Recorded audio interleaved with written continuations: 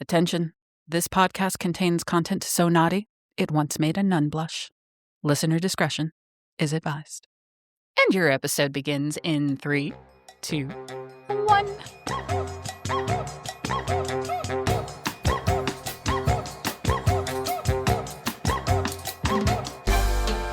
Hello, my lovelies, and welcome to the Lusty Library podcast. We're back. It's episode 42, which I'm so excited that I get to do episode 42. You Douglas Adams fans, you'll understand why. Ooh.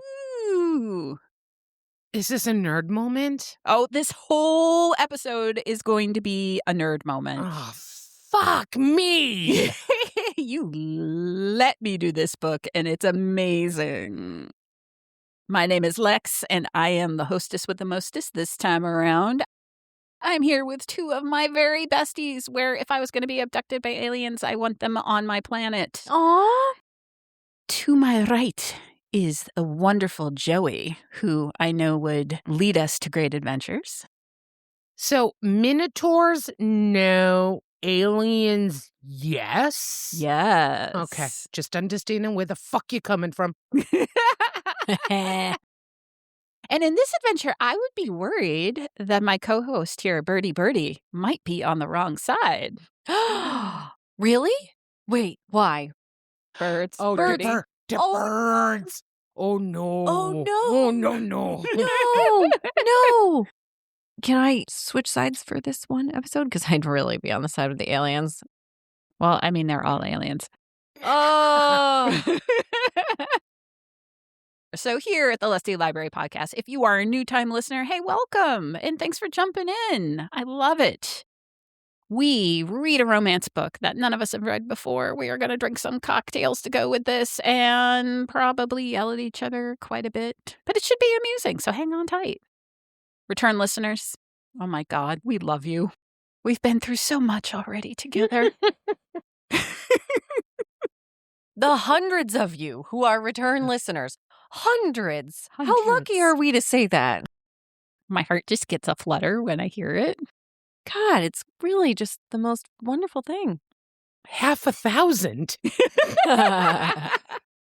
Listeners, could you do us one more favor, please? While you're here, can you look down at your listening device and can you give us a review? Because I don't know if you've noticed yet, but I have a praise kink, and I would love those sweet, sweet words. For you submissives out there, do it. Do it fucking now, and then call me daddy. Call you daddy? I don't know. It sounded fucking hot. I have not been able to contain myself. I have been texting these two like a crazy person, which is funny because I don't usually. I keep being like, oh my God. What are we doing today? We are doing Kimberly Lemming's I Got Abducted by Aliens, and Now I'm Trapped in a Rom-Com. You know, I really find it odd. This pick is so not you, Lexx. What the fuck? Is it or is it not? Is it because I usually do like the historical That's or sarcasm. So what are we getting into? Let me read you the summary. Dorothy Valentine is close to getting her PhD in wildlife biology when she's attacked by a lion. On the bright side, she's saved. On the not-so-bright side, it's because she's abducted by aliens. In her scramble to escape, Dory and the lion commandeer an escape pod and crash land on an alien planet that has, dun-dun-dun, dinosaurs. Help me. Dory and her new lion bestie, Toto, are saved in the nick of time by a mysterious and sexy alien, Soul. On their new adventure, they team up with an equally hot and equally dangerous Locke, who may or may not be a war criminal. Whether it be trauma, fate, or intrigue, Dory can't resist the attraction that's developing in their trio. As this ragtag group of misfits explore their new planet, Dory learns more about how and why they ended up together, battles more prehistoric creatures than she imagined. She imagined zero. and questions if she even wants to go back to Earth in this hilarious and steamy alien romance adventure comedy romp. Sold. This is our first alien romance. It sure is. I'm fucking here for it. If I had read that summary, I would have continued straight on to the book. That's amazing considering you hate summaries. Yes. I was laughing out loud in the summary alone. Mm-hmm. It gives you the entire vibe of the book. It's fucking hilarious. Mm-hmm. Oh, man, let's talk about this book. So I love the way this book opens because I had to reread the first 3 paragraphs 3 times because I'm like, what the hell is going on? It was a tad confusing in the beginning. I started reading it and was immediately like, wait a second. Like, after you get through the initial brain scramble, I was like, buckled in. I'm ready to fucking blast off with this book. Listeners, the first thing we start off with is a narration about the queen of the desert here called Thicken Nugget. Which I'm like, wait, what? Huh? What? After a couple paragraphs, you get that we have our main character, Dory, who is a wildlife biologist. She's working on her PhD. She has been doing a documentary about meerkats for months. And she has named all of these meerkats different names. Thicken Nugget is the queen of one of the colonies of meerkats. And there's about to be a big war. She's so excited to be like shooting this documentary and getting this data. She's absolutely convinced that this is going to be the crowning achievement on her way to her PhD. You get a little inkling into her life, too, because in the middle of doing this, her satellite phone goes off, and it's her overbearing mother being like, so when are you going to come home? I have somebody for you to meet. He's a Harvard graduate. Ugh. You just totally all of a sudden get the whole idea of the dynamic and how she's supposed to have lived a different life. Ex-childhood beauty pageant star. Yeah. So now she's hanging out with meerkats. Living the life. Complete 180. And right before the big battle of the meerkats over territory, all of a sudden she senses something. I looks over and there's a big old lion. And I love that it flips to the next chapter and she's already been attacked. And she's doing the like, okay, so this is what it's like to die. I'm suddenly going up to the sky. Well, I don't believe in the afterlife, but I hear this is what's supposed to happen. This book, 150 miles an hour straight out the gate. I was like, wait, is she dead? Did we just kill the main character? My, that was quick. Wow. And then she realizes that both she and the lions next to her are both drifting up in the sky before she blacks out. Yeah, alien spaceship abducting her. So Dory wakes up on the spaceship and she's surrounded by big, oversized birds. Which is funny because I never in my head pictured aliens as bird people. Not even bird people. They have no human traits to them. They were like owls with the feather colors of parrots. Yeah. Just so imaginative. Can I please be in Kimberly Lemming's brain? I want to live there. 1,000%. Yeah, she names them the owlish. They're chirping and she can't understand them. And medical instruments all around. And you can see tanks with other human women floating in the tanks. There's like about 20 of them. She freaks out, breaks out, starts running around the spaceship. I just started imagining like Looney Tunes, like opening up a door, going, nope, just going crazy. As she's like banging around, she bangs into a vat of some kind of blue goo that gets all over her, gets in her hair. As she's running around, suddenly the chirps start sounding like language. She finally gets into a room that she opens it up, and I think it's the one with all the oversized penguin-looking people. And lion.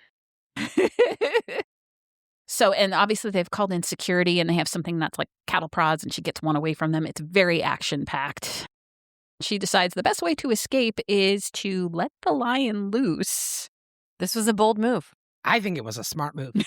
I mean, while the lion is having a fucking snack, I can exit stage left into an escape pod. There's purple blood flying everywhere. It hits her in the face. It's the lion in the face. The lion's still got her blood on his face. She can understand the bird aliens now. And they're like, we can contain them. No, we can't contain them. Let's just escape out of the escape pods. And I love that she's like, this being can understand you now and understands the escape pod. And so she makes it for the escape pods. Good survival skills. She's adapting very quickly. Mm-hmm. But I love that she like runs into the escape pod and is just mashing buttons to shut the door. Yeah, the problem is somebody else also gets the same idea to join her in the escape pod. Yes, so she's trying to close the door so quickly. It's like when you're in an elevator and you see somebody that you don't want. Pop, pop, pop, pop, pop, pop, pop, pop, pop, pop. Whoopsies. oh, just a gigantic lion. Yes. Ooh. So door's shut, escape pod disattaches, and she's in the pod with the lion. The lion gets up on her, sniffs her, licks her.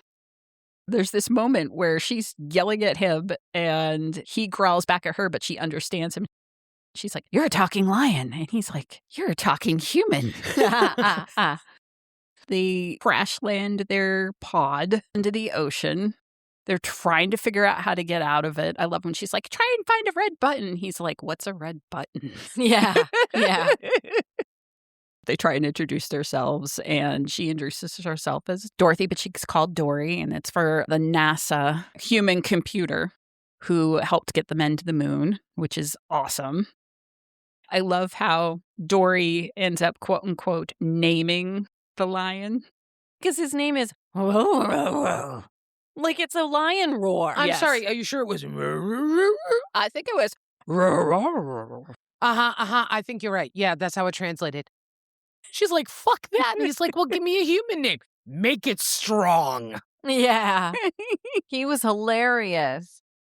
And when she was a kid, she was more interested in The Wizard of Oz than NASA. So she thought, I'm like Dorothy in The Wizard of Oz. So naturally, this lion should be. Well, his name is Toto. And he's like, Toto, yes, that's a good, strong name. Oh, the ego on this lion is amazing. We could learn a lot from him. Yeah. I think they got a whole 2 minutes piece before something attacks the escape pod that's in the ocean. They find the right smashing of buttons to release the window so that they can get out. They're trying to swim for shore, and she gets pulled down, and then Toto helps her get out, and they're avoiding the big monster, which we find out it's a dinosaur. What did you say? A dinosaur! I just love how she freaked out about it for the first time, though. Like, she looks back out at the ocean. She's like, oh my God, Toto. It's a blah, blah, blah, blah, saur, whatever the fucking thing is. She's losing her mind, and she's like, oh my God, that's from, like, the Laker Stations, period. And he's like, I'm sorry, what? They're struggling to get to shore. And was it Mesosaurus? Yeah. I'm not a dinosaur person, so we're just going to leave it at that. Same. What? You didn't do your research and tabs on all the dinosaurs and all the eras outlined in this book? No. Oh, what a fucking crappy host you are. I trusted Kimberly Lemming. Yeah, I did. And my notes say dinosaurs. So the dinosaur is coming after them. And he's catching up, and they're not going to make it to shore in time. And then suddenly fireballs go by and hit the dinosaur in the face. She looks up, and at the cliffs of the shoreline is a figure of a man. The silhouette looks a little weird, but she's really not thinking about it too hard right now because life-threatening situation. But he's throwing fireballs at the dinosaur, so it helps them get to shore and gets the dinosaur to back off. She and Toto are catching their breath on the beach. And she's like, this looks weird. His legs look backwards. What's going on? He looks like he's wearing fur boots. And then as he gets closer, those are not boots. Those are his legs. They're his hooves. Yeah, legs and hooves. Alien satyr. He has a tail. Yep. Horns. Yep. Gray. Yep. No irises. Nope. And his eyes are gold. And she just says that he's hot. Yeah. He's very muscular. Yeah. He shows up, he's hot, and then he goes to go off. She runs after him and is like, hey. They obviously don't speak the language, but she's trying to use gesture and such to be like, we need help. Can you take us someplace? And the whole idea of like, you saved us. We're your rescues. Now you got to take care of us. The man gets them to follow, and they walk for hours and hours and hours. No food, no water. He just keeps going. They don't know where they're going. They're getting fed up. In their journeys, they cross something that they recognize. Brand new looking car just sitting in the middle there. But completely empty, just the shell of a car. I love Dory's thought process. She's like, that's a car. If it works, then we don't have to walk so much. Right. Let's check it out. Right. And she's so pissed when she opens the door and it's empty. It is a shell. Well, and I like that she's like, I'm being punked. I like that she is surviving it well. When it's truly a moment of danger, she reacts with some rationality and the best that she can. And then when she's got a moment to herself, she starts freaking out. And I feel like that's what I would do. Yes, absolutely. And then I love on her 10-hour journey where they're walking, she's looking at all of the flora and fauna and freaking out too, because she's like, those are dandelions. That's a dinosaur from the Jurassic period. These are several million years apart. What is going on? So good. Toto's leg got injured during the crash landing and large crocodile attack. It's sore. This being actually had some kind of medicine that he put on it to make it better, but it still needs some time to heal. Toto's like, I need to sit down for a bit. And then Dory's like, you know what? I'm just going to lay down and die. I've had enough. So their savior then ends up leaving, and then a little while later comes back and just starts pointing up at the sky and saying things. Well, they have no clue what the fuck he's saying. Then he leaves again, and he comes back with rope, and he starts to bind them up, and they're like, what the fuck is happening? He is so strong, he picks up Dory and the lion. Yeah, this was crazy. Throws him over his shoulder. And he starts running. And then the lightning hits. And they find themselves now in a little cave. And she's like, oh, you were trying to okay, I got you. And he just looks so fed up. It's not just like a cave. He starts moving through and you find out that like it's got a blanket and some wood and it looks like it's some kind of shelter. But Toto is not having it. Toto turns around, looks at Dory and goes, we need to eat him. He's rude. God, I love Toto. I know, right? I would say that he was like the comic relief, but everything was comical. Mm-hmm. She was hilarious. He's hilarious. Everybody's hilarious in their own way. Oh, this book. We get the name exchange. Soul, Dory. You know, you get that like little bit of trying to communicate. As he's building the fire and stuff, he goes back into his bag and he hands over food. There's biscuit and water.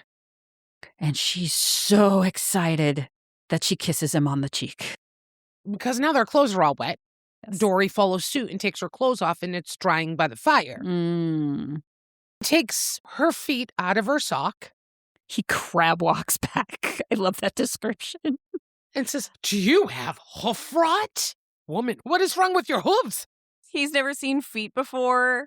And when she wiggles her toes, he's like, yeah, he starts dry heaving. Gagging, dry heaving. That was so good. Oh my God. And she was like, oh, they're just feet. And he's like,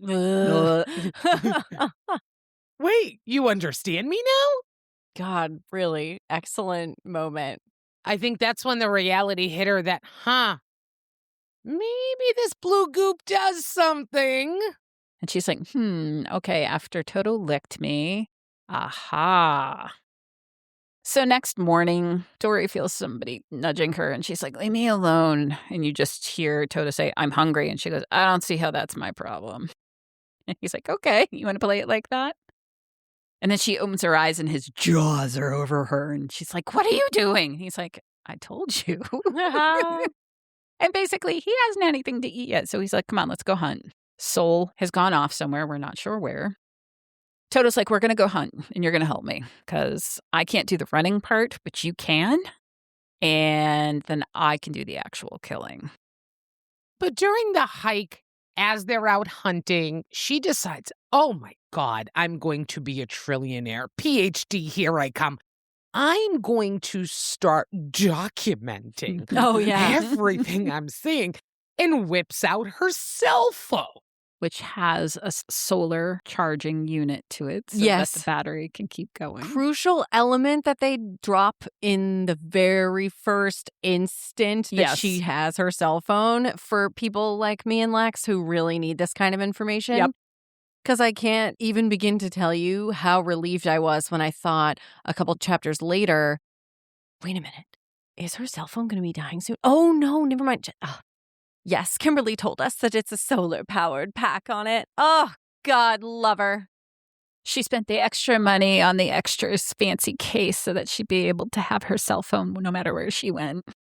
Captain's log here. I quickly realized Kimberly is more your people than I am your people. Uh-huh. Kimberly, if you're listening, Bertie and I would really like to have you over for drinks. Oh, my God, Kimberly, we love you. Oh, so the hunt. I love that he basically teaches her how to hunt in the wild. As a pack. Yes. Yeah, he's like, you're going to go around to here. You're going to scare that animal out into this spot. And then I will attack it. And she's like, oh my God, I'm hunting with a lion. Oh my God, like this is the most amazing thing. She's like freaking out. Dory doesn't do bad. Not too bad until she almost breaks her ankle and falls into a rut with her big, dumb human feet. She scares the animal in the right direction to Toto and then ends up hanging in the air from a rope from a trap. Oopsie daisy. Yep. I was like, oh, fucking hell. Like, really? She's hanging there, freaking out. And she's like, Toto, get me down. And then enter our new big, handsome alien. Same species as Soul. Even though she's in danger, hanging upside down, she's like, why are these aliens so hot? Oh my God, this book is so funny. Toto wants to defend her and is growling, and then the newcomer pulls out a knife, which I like the tiny sword comment from Toto. The new guy tries to cut her down and whew, fireball. Here comes Soul. Machismo fight ensues. Kind of hot. I kind of love it. Super hot. Before the fight ensues, she's trying to talk to the newcomer. She's trying to get Toto not to eat him. And she's like, let me just kiss him real quick. I think we can get this whole conversation thing going. And then the fireballs start happening. So they get her down. And finally, she just does lose it and kisses the newcomer. Talk about the complete opposite. So Soul's definitely more of the grumpy sunshine dynamic. The newcomer is very smooth. Almost too smooth at the beginning. Yes. And Dory was immediately into him. And I was like, oh no, Dory. It's kind of funny. She wasn't completely into him yet. Don't forget, something happens very quickly. She goes to run off because she's just had enough. She needs a moment. And Soul grabs her. She's like, you need to let go of me. And he's like, you didn't have to pinch me. Yeah. And you look down and there's a dart in his butt. We haven't had enough action. We need more action. Right. Let's have some more action right now. Yeah, they were just about to start making good, all four of them now. I kind of picture it like Predator with the cloaking device. Yes, totally Predator-esque. There's something that is hunting them, and they can see that it's kind of a mirage-y looking. It's a little bit cloaked. Toto, who does the actual swipe that takes it down, and we find it's a little spacecraft. And coming out of it, tiny little owlish. The fucking narrator. And her voice for this bird. Oh my God. I will listen to anything that Hazel reads. I cannot wait to see what else she's read. Fucking phenomenal narrator. One of the most versatile voices I've ever listened to. Dory does kiss the bird a peck. It's such a strange construct. She learns he's an intern. And I just love, like, he's like, not good, not good, not good, not good. I'm not cleared to deal with a Class A species? the war crimes that we may have committed by accident. The spaceship that was doing illegal trade routes to cut time off so that they could get the fuel where they needed to sooner at greater profit ran into pirates. They ended up getting their ship damaged, so they crash landed on Sol and Locke's planet. When this fuel hit their atmosphere, it had destroyed their atmosphere. Because it's highly toxic when it mixes with water. Yes. Oops. In the great scheme of universal world building, this corporation has to make good on the biological accident that they did. And so they are relocating the healthiest of this species, which they think are basically like animals, because they don't have speech that they can understand. They took all of the remaining of this tribe that we learn is called the Sankato. They put them on this new planet only to quickly realize they hadn't taken any women. They didn't slow down to look for long enough. Yeah.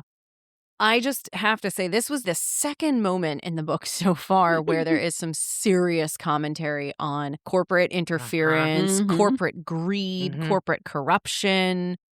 Really fun commentary. Again, Kimberly, you just let us know what drink is your favorite. Come on over. This is also when we find out why Dory was taken.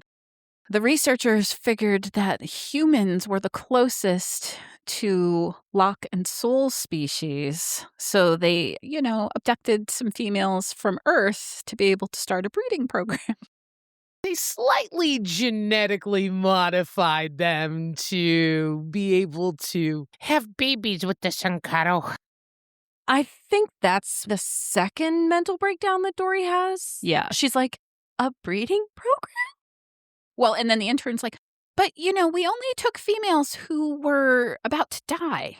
So you would have been dead if you stayed back home. So we took you because you wouldn't have been missed because you would have died anyway. So there wouldn't have been a whole impact to your planet.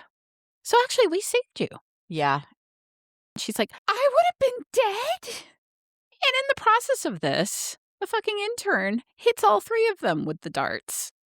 So they've got a serum that was developed to help them mate. And it unlocks all these feelings with Locke and Sol. And there's a whole mythos around finding your one. Okay, now we've got fated mates in here. Oh, there's so many tropes in here. And I love the way that they're just kind of thrown all in because it's like, let's just do it all. Put it in a blender. But it didn't seem to be smashed into the blender at all. No. These were thoughtful choices. Yes. The intern was like, okay, so get mating. And they were like, what? No. The two guys got to go be macho and do the push and the shove and the fighting again. Dory's off to the side having a little panic attack. And while she's having that, another little dinosaur comes by, but it's not little. And it's pink. I love this. We were wrong. They're pink. T-Rex. T-Rexes are pink. And she's very still, and it comes by and it starts sniffing her, and it like sniffs her hair and then sneezes. And this is when we find out T-Rexes are allergic to hair products. So good. They have very sensitive nasal cavities. Yes. The boys don't even see the T-Rex come by, and then it goes away. But all of a sudden, she's starting to feel a little horny as fuck. Yeah. There's a thing, especially in fan fiction, sex pollen. Like people end up on a new planet and it's got flora that put spores out into the atmosphere, and then when people come in contact with them, it sets their sex drive like crazy, and then all the fucking ensues. So this is kind of like that, but not. I'm sorry, what the fuck are you reading in your off time? What are you talking about? Everybody knows about sex pollen. Oh my God, I love raise it. your hand if this is your first. Me, I'm raising my hand. Joey's raising her hand. Yeah, so... Kimberly, I know you know what sex pollen is. Dory's feeling hot, and then she realizes she still has her birth control implant in. She feels it in her arm. They never took it out. So why can't she give in to these urges in chapter fucking 3? It's so good. So she saunters on over there with as much bravery as she can muster and gets in between the two of them. Let's have our sexy stud read just a little bit because, oh my God, the alien anatomy is amazing. Excellent. The end of Locke's tail brushed against my folds, and he grabbed it and positioned it over my clit. With a kiss to my temple, he spread my lips with his fingers, settling the end of his tail securely in place. At least I think that's what happened. It was hard to tell after the end of his tail latched on and sucked the soul out of my body. I screamed, shoving Saul out of my mouth before my body convulsed. That damn tail, spawned by the devil himself, continued to suck on my clit, prolonging the rapture until I was making noises no living human should make.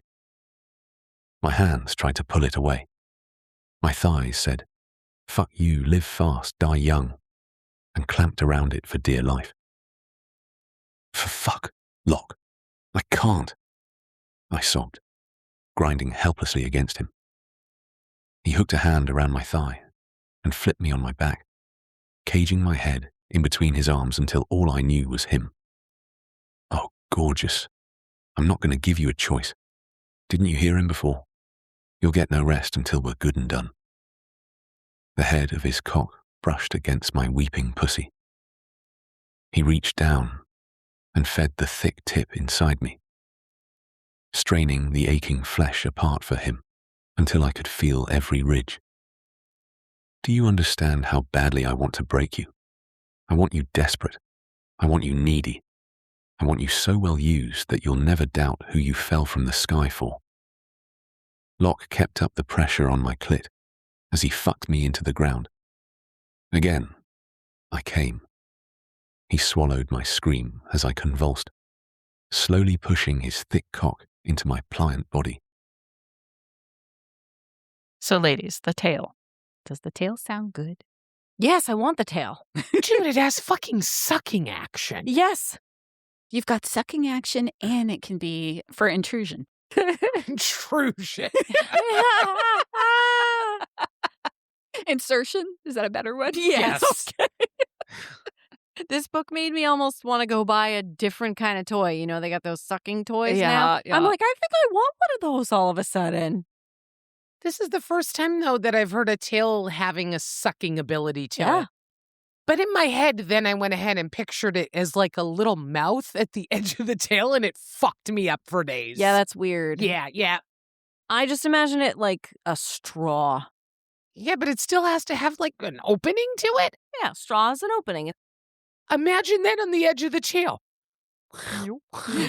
Yeah, I'm imagining it, and I'm into it. It's all good. It has multiple settings.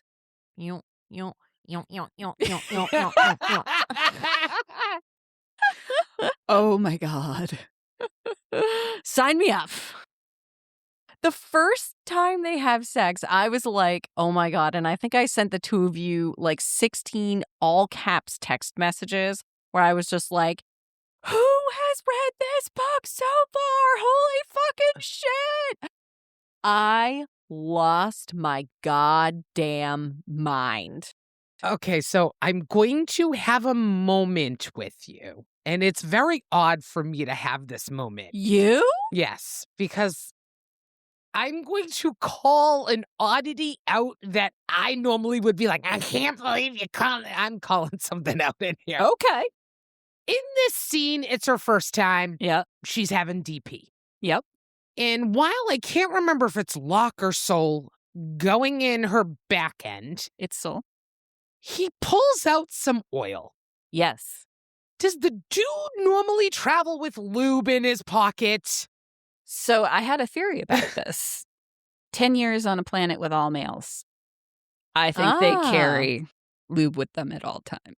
For masturbation purposes? Masturbation or partnering up, either way. I think they carry oil with them at all times. Yeah, to me it was more like the ta-da mystery lube for her pleasure. I assumed that it could have also been a product that was used for other things that he was doing in his daily life. Yeah, because they did have a medical bag with him. Right. Dude's prepared. My willing suspension of disbelief was completely lifted for that moment. Okay, great. Yep. Joey, I am so proud of you. I am too. Oh, God, I love this moment for you. And it's funny because it took a book like this for me to go, huh, all right. Well, where the fuck did that come from? We're not questioning anything except for, is he carrying lube on him all the time? Something we should point out too, and our sexy stud didn't get to this point, because I wanted to leave some stuff for you listeners. The end of this little liaison ends in the thing that I'm always screaming about. Yep. Not. Girl, it was a fucking double knot. You know what? At this point, I think I'm so fucking desensitized to it because we had so many books last season with knotting. I'm so sorry, Lex. It's okay this time, but let me... Oh, what? It's okay this time. She's got a knot in her poon and a rum and it's fine. Because I say it's fine. What the fuck? Did you notice her reaction, though? Yes. She was like, okay, this is nice. When does this stop? The fucking intern sitting there on the equivalent of his laptop being like 10 human minutes. So she's in the heat of the moment, right? She is living her best alien life. I couldn't believe it the first time ever there. She's a DP'd. Woof. And then he's like, oh, I want to give you my nut. And she's like, give it to me. And then at one point she's like, get off me. Get off me. And he's like, I kind of can't. You told me to do it. It's not like she didn't know what a knot was because Wildlife biologist. She was cock drunk. Yeah. Okay? You make bad decisions when you're cock drunk. I guess so. She's like, so what do we do now for the next 10 minutes? I think it's Locke's like, so you're not a cuddler? And I'm like, yes, that's what I'm talking about. All of a sudden, all these sets of eyes are seen through the leaves, and the next chapter begins with Locke running away, with them all still attached to him because of the fucking knot. And they're being chased by velociraptors. Yeah, I was just like, oh, he's running, holding them, the jostling. Owie, owie, owie. Soul's throwing fireballs at the raptors till he runs out. Right. And we find out he can run out. One thing we haven't talked about yet, Yeah. even from the very first time they have sex, Locke pulling out the dirty talk. Oh. Oh, delish. Yes. Oh, absolutely delish. Yes. Yes. I'm having me a big cup of Locke for breakfast, baby. And then Soul starts pulling it out a little bit later, too. Holy shit. Yep. It's best of both worlds there. Yeah. So they survive the raptors. They go back for their clothes. The intern, during the crash, lost his communicator. He's like, yeah, I've lost my communicator, some sort of piece of technology. So he just sort of weasels into this, I'm going to just go with you guys and I'll show you where you need to go and we'll all get to where we need to go together. Dory has another freak out. Who's responsible for this? Well, it's the president of the fuel company. Well, he's probably on an ocean liner somewhere. Well, next best thing, his son's head of the research team and is at the research facility. So she's going to go there, punch him in the face, steal his ship, try and figure out what space Google Maps is to be able to get Yes. home and hopefully find some kind of space gas station along the way. It's so ridiculously stated. She's Yeah. like, I understand I'm living in Delulu land. Yeah. But it gives her purpose, and that's the important part. The intern was like, we built you shelters. We built cul-de-sacs. Oh my God. So now the intern has to lead them to the cul-de-sacs. But they need transportation. Locke blows on a horn, and in comes a new dinosaur, Blossom. And Blossom's friend. No, Blossom's mate. I'm sorry, Blossom's mate. Do not disrespect him, Beast. How rude of me, Beast. So Locke and Dory get Blossom, and he's like, have fun with Beast, Soul. Oh, poor Soul. Now, all of a sudden, the dynamics completely changed. They were strangers. I think there was attraction on all sides where they first met. And now they have been injected. There's a true mate situation happening. So now it's like the two males are kind of vying for supremacy. The Sankato people call this mating moment the Holly. They have this moment where when they meet their mate, it actually helps them to grow bigger, and they get these like extra things going on their horns.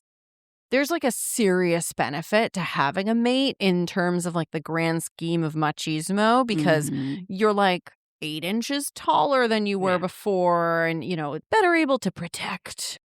So now Soul and Locke are kind of like, okay, well, there's 2 of us. There's 1 of her, and it kind of becomes this little back and forth between them. I think more with Soul than Locke, because Locke's like, dude, whatever. We'll all have fun. Sort of, outwardly. Yeah. But I think he's possessive and vulnerable on the inside. You don't get to see the vulnerability until later in the book. Yeah. But outwardly, he's like, yeah, whatever, man. Like, she's mine. Ha ha. But you can come play too if you want. I see you over there. He was confident enough and open enough to know that 3's a party. So they're going to have more fun, the 3 of them, than it would be just the 2 of them. As they're traveling along on their dinosaurs to the cul-de-sacs, there are billboards just all over the place. And like, not even by the side of the path. Sometimes they're in the middle of the path. Sometimes there's a group of them that looks like a little forest. And they are just the most ridiculous things that don't even make sense. Because they were created by AI. Dory's asking the intern, what's this about? And he's like, oh, we wanted to put down enrichment for you. Oh, I thought the humans used them to find their way. So in the creation of this world, we find out the Owlish went to Earth to try to garner research information on how they were going to make this new world that they were going to bring human women to more adequate and resembling Earth. Well, due to budget restraints, they only did about 3 days worth of research. And the shit they fucking came back with was so fucking fucked up and loosey-goosey. It's so embarrassing to hear how the Owlish did their research. When they went to find what kind of animals should they put on the planet for the humans, like, oh, well, you humans have this wonderful place where you've put together all your animals in one area for us to find all the genetic material that we could possibly need for every animal on your planet. It's the Natural History Museums. And she's like, oh my God, that's how you ended up with all these dinosaurs? It's so good. They've got Cretaceous period, Jurassic period, Ice Age. Like, there's just everything from everywhere. Things that should not be living together. It is a fucking clusterfuck. Yeah. This is what happens when research isn't done well. And they get to the cul-de-sac eventually, and Dory's actually amazed because it's in this beautiful landscape. She's actually blown away by the planet itself. It's absolutely gorgeous. what I was picturing in my head was just like Pinterest gone bad for each house. It's the same layout for each house. But like, here's the goth house, here's the southwestern house, and just all these different themes. One component that was very important, there's only one bedroom and one bed in each house. Brilliant. She's like, what is up with this? The intern, who actually had a lot of personal stake in this, because this is the part of the project that he personally worked on, was developing the home environments. They did a lot of research. A very important resource was Romancepedia. And it said, well, unable to have love and good mating, there is the one bed trope. Yeah. It was mentioned numerous times. Yeah. And you find out that they've been using Romancepedia as their Bible for how to do human mating. It's excellent. But, like, really, it was kind of hilarious to think about. If you were an alien and had to do research on an entire species in 3 days, how would you go about doing it? And at this point, Dory needs some time. Dory needs some peace. So she's like, you guys pick your own bed. I'm going to go have this one over here. Yeah, she's like, intern, have you ever heard of this thing called pining? Oh my God, I loved it. She just wants a shower. So she gets out of the shower. She's got a towel around her. And in her house is a saber-toothed tiger. Amazing.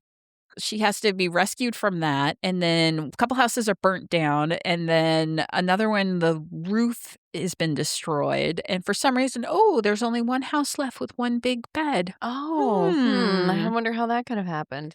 Oh, fucking intern. Ah. But it does lead us to another moment with our threesome, only this time it's Soul who's the cream in the middle. We also find out a little more about Locke because Soul's put some things together. There was some drama. We start thinking that maybe Locke is a big bad instead of the decent-ish guy that we've thought he was so far. Yeah. We get a little bit of history of their planet, and we find out Locke had a very important position in his planet. There was a war between a couple different countries, and he was the head general of one. Yeah. Soul's like, he's kind of a warlord general. He's not just Locke, he's General Gozi. We find out that he flooded a whole country. He's trying to tell Dory this and be like, we should get away. Locke overhears all this, and he's like, yep, I absolutely did that. It was war. We just did things. But when we all got dumped here and we were trying to figure it out, I decided, did I want to bring that here? Did I want to be a part of that fight anymore? The king that I fought against, he's dead. Do I really want to start all that shit again? So he gave up his mantle and joined the Yix herders. Love it. And I love this idea of this soldier just putting it all down to try and have a life of peace. Did we believe it? Yes, I believed it. There wasn't a single moment that I doubted him, to be honest. At the beginning, I was like, is he slimy? I can't tell. He's a little bit too, like, Rico Suave in the way that he's talking. But then eventually I was like, oh, no, that's just because he's secretly vulnerable. And this is some of his, like, overconfidence to compensate for that. But really, he is a giant mush. I loved him, and I loved Soul being a little bit of a grumpy sunshine, but then also dirty boy. We also found out Soul was a lawyer back in his planet. Yes. He's smart, he's quick. I think we forgot a little something, though. The saber-toothed tiger has an admirer. Gosh, the way that Kimberly wrote Toto's dialogue was fucking excellent. God, he was professing his love to her the minute he saw her. Yeah. I snickered at myself because in my notes I wrote, smitten kitten. Oh, good one. That's good. She wrote him to be like, I have seen the most majestic of all creatures that my eyes have ever lain on, and I will worship the ground that she walks on for the rest of my days. I saw my reflection in the gleam of her teeth. Yes. And Yes. Dory's like, shit, this lion is more romantic than my last 3 partners. Yeah. Right. Like he's poetic the way he talks about her. It's great. Can you imagine like a lion seeing a majestic ice age saber-toothed tiger? Of course he would be smitten. She's probably massive Yes. and really cool looking. And he's like, she's so big. Our babies are going to be gigantic. do we remember the Tamagotchis? Oh my God. The intern has a little meter for how well the mating is going, and it has 2 little people on it with bar levels, and one is Soul and one is Locke. Depending on how Dory's affection is towards each of them, the bar goes up. And My if the God. level hits 0, then the C-suite is going to have to intervene. Yes. The whole macho thing of like, I have more than you have.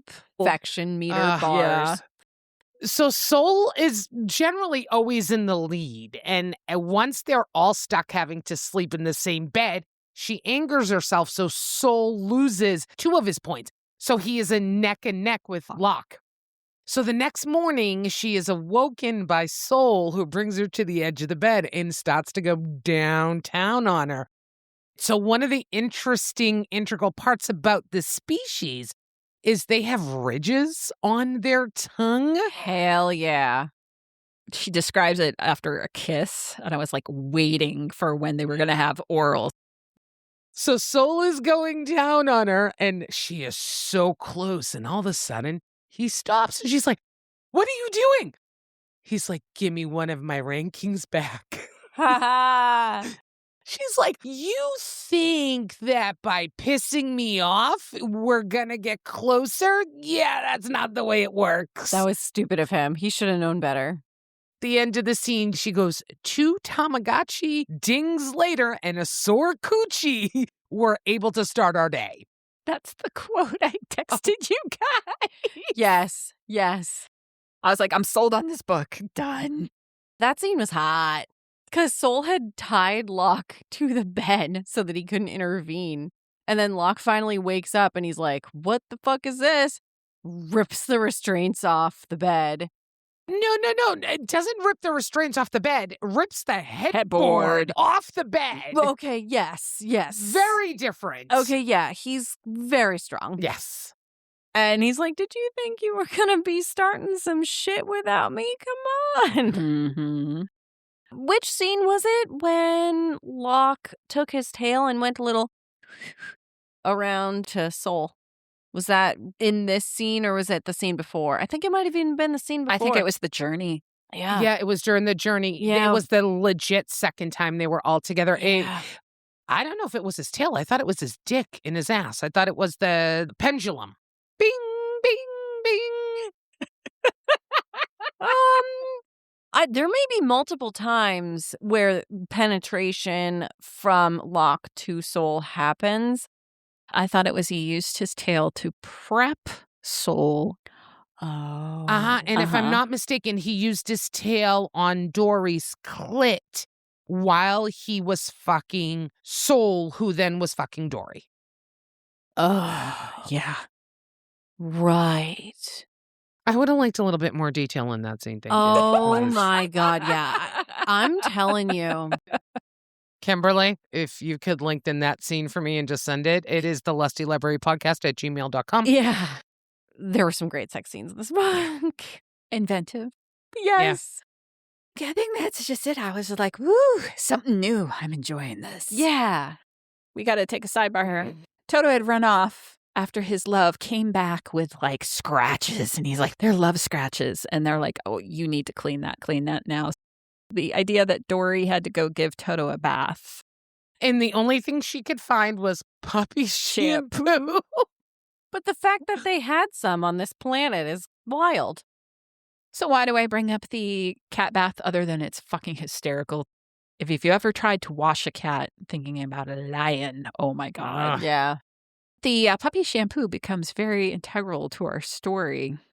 This one house is still standing, and the T-Rex is back. Earlier that day when they're having breakfast, all of a sudden the intern is sitting on the couch on their computer, and there's a moment where the intern goes, aha! Grabs the Tamagotchi and leaves. And then we don't see the intern for a while. But while Dory and Toto are struggling in the tub, which you have to read the scene because it is funny as fuck. Yes. Dory can hear intern screaming and screeching for her. Dory goes, did you hear that? And then at one point, the intern comes flying in the bathroom window and is like, she's going to eat me. Apparently, he tried to milk a dinosaur. Yes. Oh, but very, very integral. He was milking the dinosaur because they had been talking at breakfast. He was like, why aren't you pregnant yet?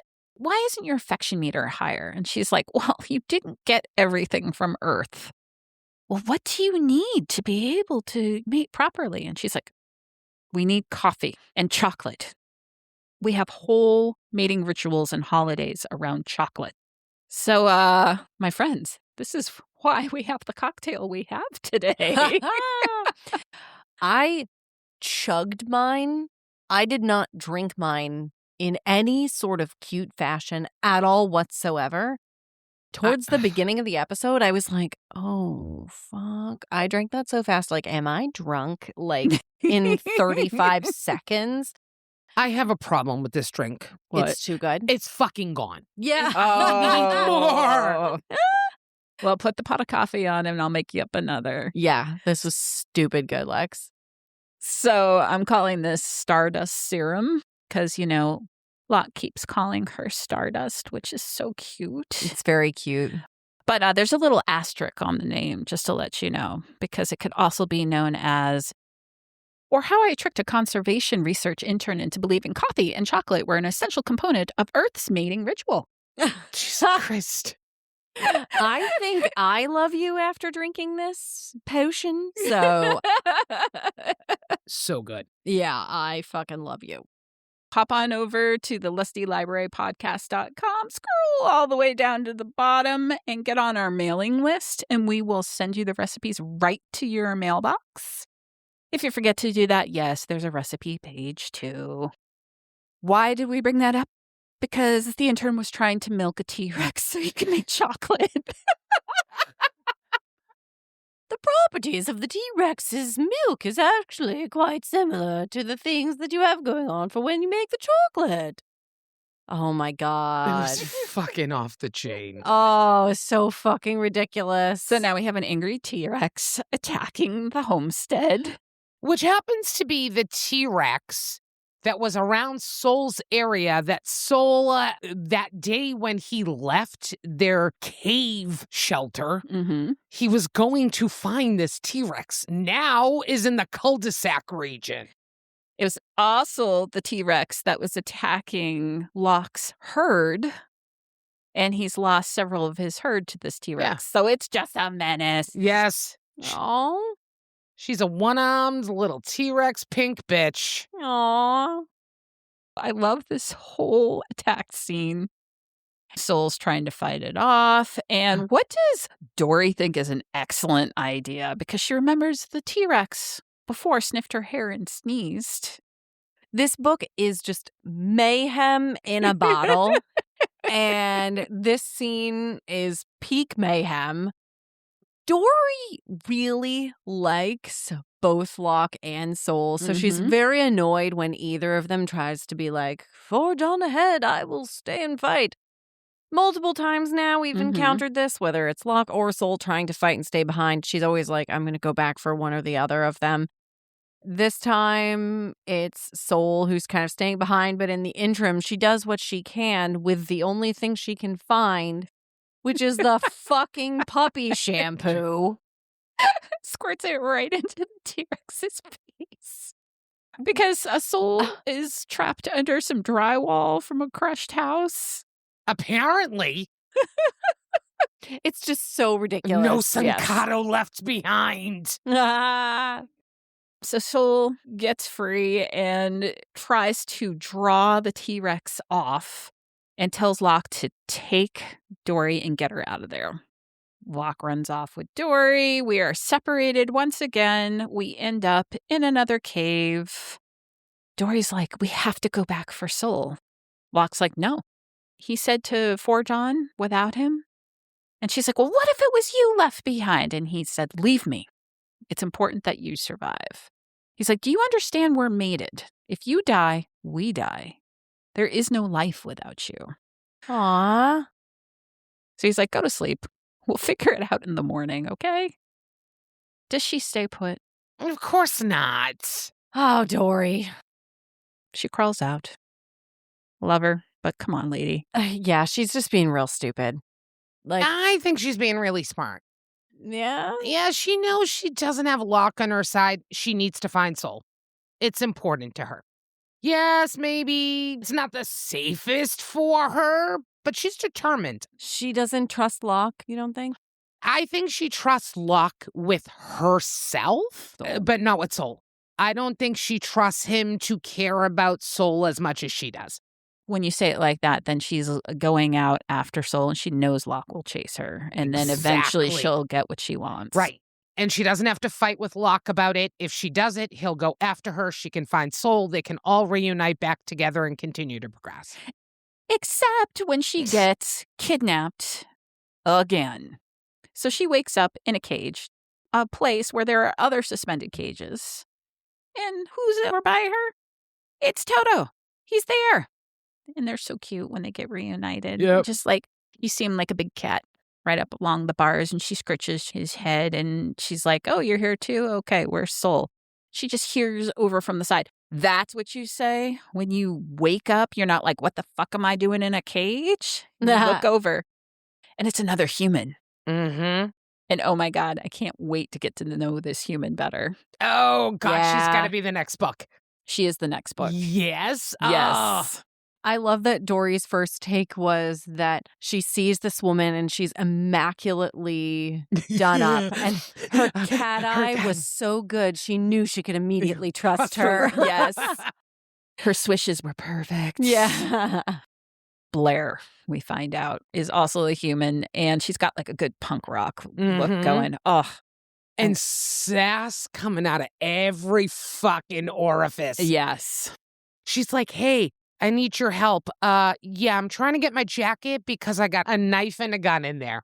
She's like, I'll get us out of this. And Dory's like, questionable. You came from Earth and you had a gun and a knife. Okay, so like if we were on Earth together, I don't know if we would be friends, but like right now we're going to be friends. Now we're going to be the best of Yeah. friends. Blair has also been taken part of the program.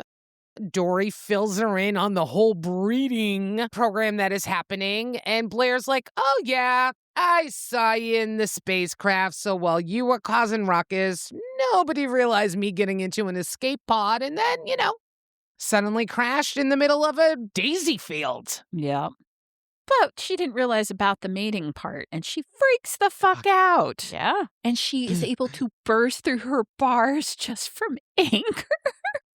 She throws herself at them and is like, I am not having fucking goat babies. There's so much ruckus that the captors come in. She kicks the shit out of all of them. Yep. And the lead one comes in, and it is revealed that he is the king that Locke was fighting against that he thought was dead. We find out from Toto that Soul is here too, and he's being held captive and has been being beaten. Oh, and the intern's here too. And through the threat of being beaten, he has given away the whole information about the breeding program to this king. Yeah, but the king's a petty motherfucker. Because Locke has this, Locke has that, Locke gets the girl, and the king wants it all. Yes. So that's why he's going to set Locke up, get all of Locke's men who would follow him to death, and he's going to get his own girl. I did really like King Ossed's description of the soldier culture there. These soldiers are extremely dedicated. Yeah. That is kind of the culture there all around, but Locke in particular is beloved Yeah. amongst Yes. his ranks. Yep. The guy's been fucking gone but his ranks have held because they loved him so much that they refuse to blend in with a different group and become a part and subservient to anyone else other than Locke. They're basically still waiting around for him to come back. The king is like, Marcia, Marcia, Marcia, the whole entire time. The king's going to use Dory to get to Locke. And at the same time, he's got Soul locked up. He's got Toto. He's got everything. How are they going to get out of this? I guess you'll have to read the book. Oh, my God. Oh, my God. And we literally just hit the tip of the iceberg. There is so much detail. This book moves fast. Yeah. It's under 300 pages, folks, but it is so chock full. Yeah. We could take 3 hours just hitting the highlights, but we know you've got to get on with your day. We want to tease. Just a little tail to the clit tease. Oh, my goodness. We've been through so much together. I think we got to put some numbers to this. I can't wait. All right, my folks. Let us start with the romance. You can give this anywhere from 1 to 5 roses. Birdie, what are you giving this? Let's see. How many notches on the Tamagotchi rating scale am I going to give it? I think I'm going to give this a 4. It's really cute. It's very sweet. I liked the development of the characters. I also really enjoyed the romance between the 2 male characters as well that sort of developed, like the sweet love that they had for each other and respect. So it was very cute. Joey? You're going to laugh at me when I say this. I'm coming in it at 3.5. So it was really cute, but the way it's kind of like being shaped out in my head is one of those like end of the world scenarios where you're one of the last people left and to keep the population alive. Great, you're here sort of situation. Okay. The ultimate force proximity. Yeah. I mean, there happened to be a connection with each other, but was there really, or was it that they were products of their circumstance? I think later on in the book is when the score really started to go up. Yeah. Because Dory started to feel something for them. She's a queen. She will choose whoever the hell she wants to choose. But now she has these 2 men following her because now she's their true mate. I wanted her to hook up with Toto. I think their chemistry was a lot better. Whoa. But that's just me. Oh, my God. I mean, aliens, lion, whatever. But Oh, they were my like God. true besties. That is such a good hot take. Yeah, 3.5 from me. You know, now that you say it, 3.5 as a number does feel better because it's not all that romantic. For me, like, I think this book struck me a little bit different. And I love fun. I love quirky. Different vibe for me. I was going to say 3.75 and then I went to a 4, but I'll tell you more about why later. All the scores are related. Well, I'm going to go with a 4.5. I get your end of the world scenario, force proximity. I think of it more as fate. I had to travel millions of miles and have alien intervention to meet my true loves. And I don't just mean Dory and the guys, but I also mean Toto and his saber-toothed tiger. Yeah. Because there's no way in hell on earth he would be able to have his true love. Yeah. So, love. And there's the development. Dory very much at the beginning is like, this is a serum, this is sex. She sets it right out there like, I'm not going to be spouting poetry anytime soon. This is just hot and maybe we can be friends. She learns to love them as it goes. And that's kind of my favorite thing. As much as I personally believe in insta-love, it's having the friendship, the development, and then it becomes deeper and you get to see that through the book. And it's very fun to see in such a funny setting. So I'm going 4.5. Yeah. All right. Smut, smut, smut. We love smut. Give me anywhere from 1 to 5 raindrops. Miss Joey, what are you thinking? You're going to find a theme here. Uh-huh. I'm coming in at a 3.5. It was fun. It was interesting. It just didn't make the hair on the back of my neck stand up. So minotaurs, yes. Yeah. Space satyrs, no. Yeah. I mean, there was a little dirty talk in there. I'm not a species snob. So that's not the thing. I kind of like what I like, and I love the thruple scenario. Like, meow, meow, meow. I don't know. Just something about the chemistry wasn't like super, super hot for me. It just didn't resonate with me. Was it good? Absolutely. Did I kick this book out of bed? Of course not. It was hot looking enough that I just kept going, but it just wasn't my threshold of like, fuck, I'm fanning myself. Had nothing to do with aliens. Birdie bird. I consistently have issues with like the Minotaur type situations. This is similar to me where it's an interspecies thing that always takes it down like a good half point for me because I have a hard time with like hooves. Yeah. But they do have a lot going for them, the Sankato, in terms of appendages and things. Yeah, I'm giving this a solid 4. I loved the male action that was happening in between everything.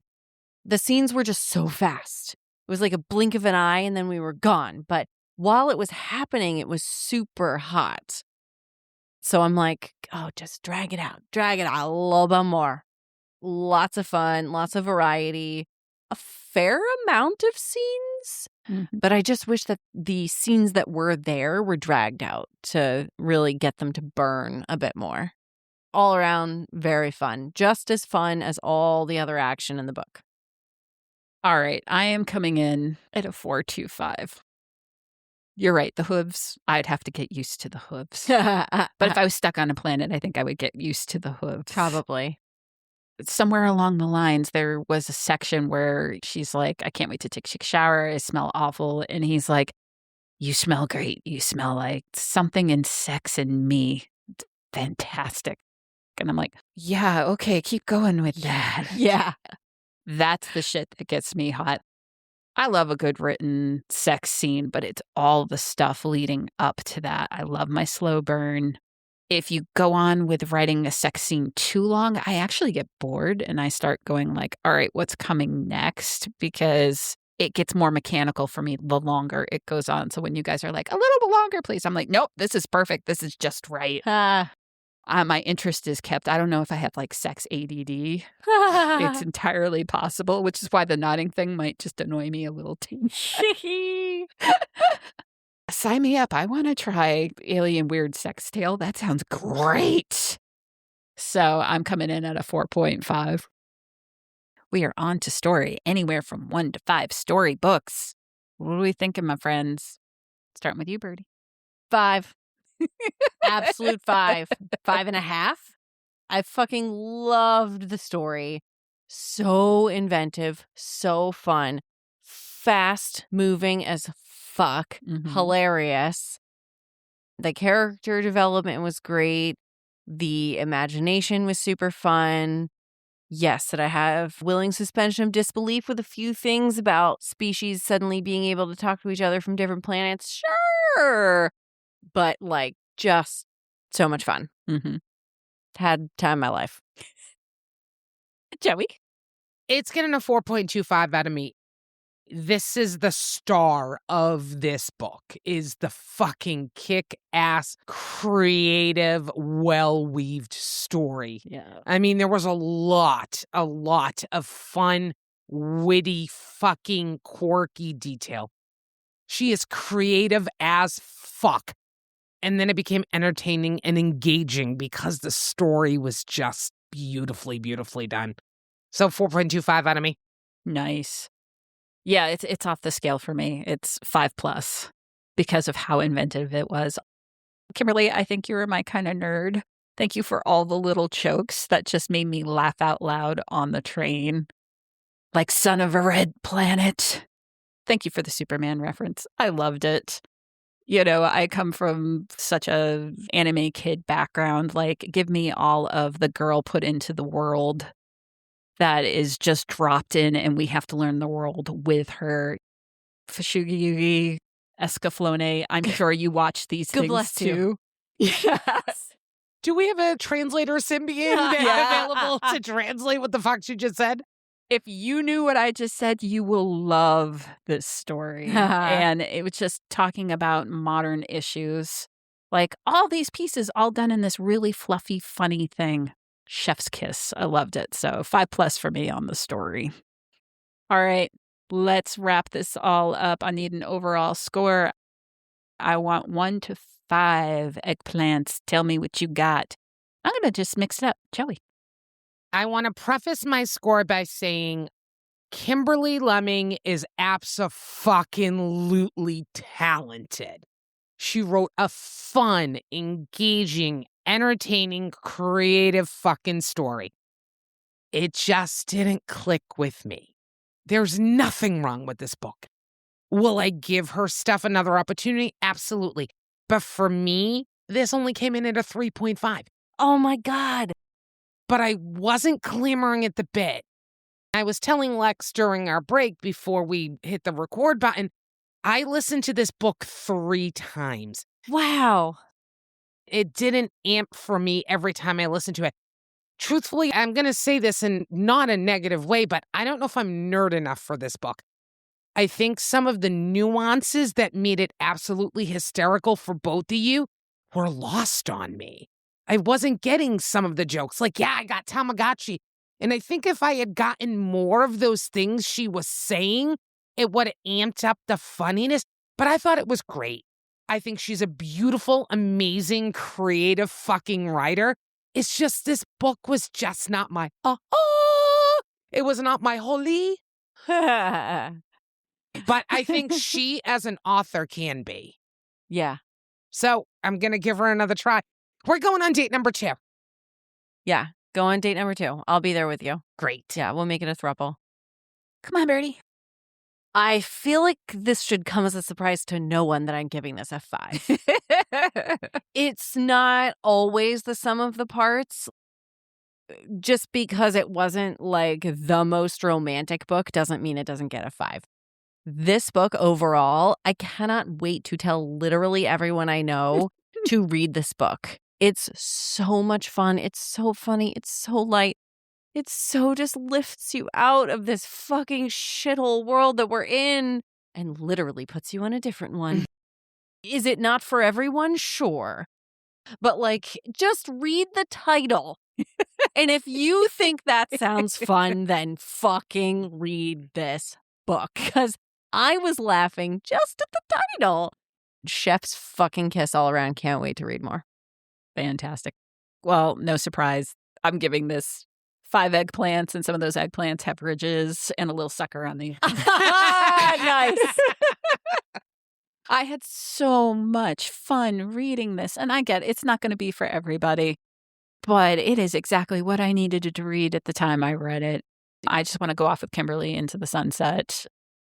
I'm got some things I got to study for, and after my test is done, I am going to go down the rabbit hole and just read a bunch of her books because this is just what I need right now. So it feels like every season I get an author where I just devour everything, and this is probably going to be this season's one. Yeah. So. I can't wait to hear your mom's take on this book. Yeah, listeners, my mom has become a fan of our podcast and has outread everybody in this room for the authors that we have read. I mean, she's also fucking retired, so. Yes. She has some time on her hands. But yes. Oh, good for her. Oh my God. All right, my friends, we did it. We've made it back to Earth, and here we are prepping for our next episode. But before you hear about that, would you please head on over to all our social medias. Go ahead, hit that follow button. Make sure you check in. You can see us on Instagram, Facebook, Blue Sky, and you can go over to the lustylibrarypodcast.com. Man, before the climax of this episode happens, stop. Look down at that device. Yeah, almost there. Hit the follow button so you get notified every time a new episode launches, so you don't miss a minute of the oh yeah. Ooh. Joey. What? That was fun. Oh my gosh, tell us, what's coming next, Joey? Hello, are we going to go into a season without me interjecting contractor serial killers into the beginning half of every fucking season? Look at the pattern history, people, of what I choose. Next episode, we're going to be talking about War Games by Sheridan Inn. So exciting! Oh my gosh. I can't wait. All right, my friends, thank you so much for being here, and we'll see you next time. Bye. Bye. Bye.